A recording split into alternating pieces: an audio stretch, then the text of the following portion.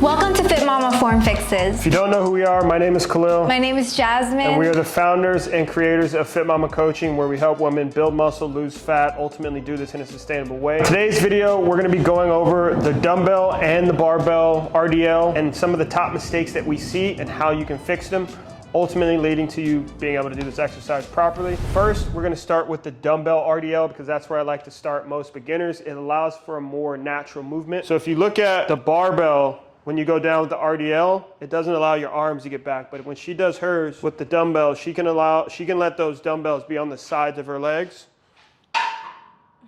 Much easier to learn the movement that way. One of the key mistakes, first and foremost, that we see is having that weight too far out in front of your shoes, and it creates unnecessary rounding in the lower back. If you get the weight too far over your shoes, it's gonna create that rounding in the low back. We really wanna aim, whether it's with the barbell or the dumbbell, to keep this right over the bars or the bows of your shoelaces. You want it to graze your shins. Yeah, so with the dumbbells, you're thinking about shaving your legs, right? Shaving your shin. Mistake number 2 is thinking that this is like a deadlift. It is not the same movement. It is similar, it's not the same. So I say that to say, a lot of people think you gotta get all the way down to the floor with these dumbbells. You don't need to. So what you're looking for is maximum stretch in your glutes and in your hammies, which usually is gonna land you somewhere around mid-shin, maybe even a little higher. From there, you're just squeezing your glutes to come up. So you don't want this to be a squat like she was showing before. You want this to be a hip hinge type of movement. So all you're gonna do is start pushing your butt back. Easy way to think about it is if you had a wall behind you, you're trying to touch your butt to that wall. Which leads me into mistake number 3, which is having your legs fully locked out. So if you're doing a hamstring stretch, this is what it would look like, right? Your legs would be locked out, go all the way down to the bottom. And this is what a lot of people do when they're trying to do these, and it creates that low back pain again, and we're not really getting any glute involvement in the exercise. So you want a soft knee bend. So as you push your butt back, your knees should naturally bend. Now it's not the same as if you just bent your knees like you were doing a squat. Soft knees mean you're just gonna allow them to bend naturally as you're pushing your butt back. So that's gonna create the stretch in your glutes and your hamstrings. Yeah, your butt, the sensation you're feeling, you want your glute muscles to stretch like that. Right, yeah, the only way you can do that is by pushing your butt back, but also having that arch in your low back while you do that. So it's not just pushing my butt back like this, because now I'm not getting the stretch. But if I can start to create that arch in my low back, now I can feel the stretch all the way from my hamstrings all the way through my glutes. Another key point is as you're doing this movement, you want to think about a straight line from the top of your head all the way down to your tailbone. All of that should be moving together. So you don't just want to lift this up by doing this with your back. Yeah, you don't want to just do this. Right, so the only way that she's getting up from here, go back down, from this position is by squeezing her glutes almost as if she was doing a hip thrust. That's the sensation that you're looking for when it comes to these. Practice this and let yourself feel like your glute muscles really work. Right, so that's another key point and another mistake that I see a lot of people do, especially if you're coming from like HIIT exercises, boot camp classes, any of these faster paced type classes is just rushing through the movement, just trying to get down, get up. The muscle's not gonna be worked the same. So take your time and get down there. A lot of times with a beginner, I'll tell them to just get down there and just explore the position. Just try and find that stretch, try and find the sensation.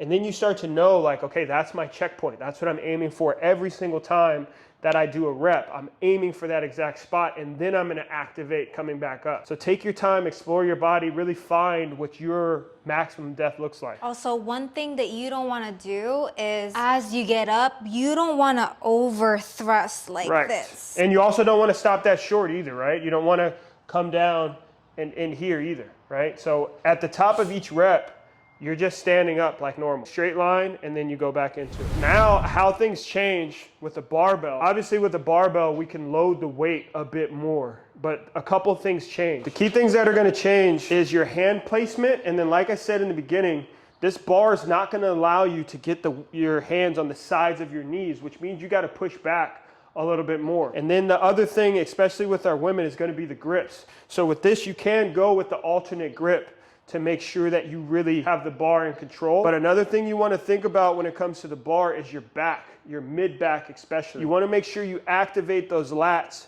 to keep this bar nice and even as you go up and down. Where the barbell can get away from you is if now you don't have those lats active and the bar is kind of pulling you forward, which is gonna lead to that upper back rounding. We don't really want that in this exercise. You wanna make sure you lock it in place. We want your entire upper body to be moving as one piece. So you don't want any breaking as you go down. If you keep the lats engaged, keep that mid back engaged, now as you go down, everything is moving as one piece, and now you can squeeze your butt to come up. So another key piece when it comes to the RDL, especially when we're using the bar, is you want to make sure that you have this set up on the rack so that you don't have to do a deadlift between each rep. Sometimes when it comes to your RDLs, some people can do their RDLs heavier than their deadlift just because their deadlift doesn't have the proper form yet. But you don't want to be limited to how much you can do, and you also don't want to be adding extra work. So if you just go in here and you have your hook set up around the height of your RDL, you can just go in and set up, walk back a couple steps, go right into it. But then when you're done,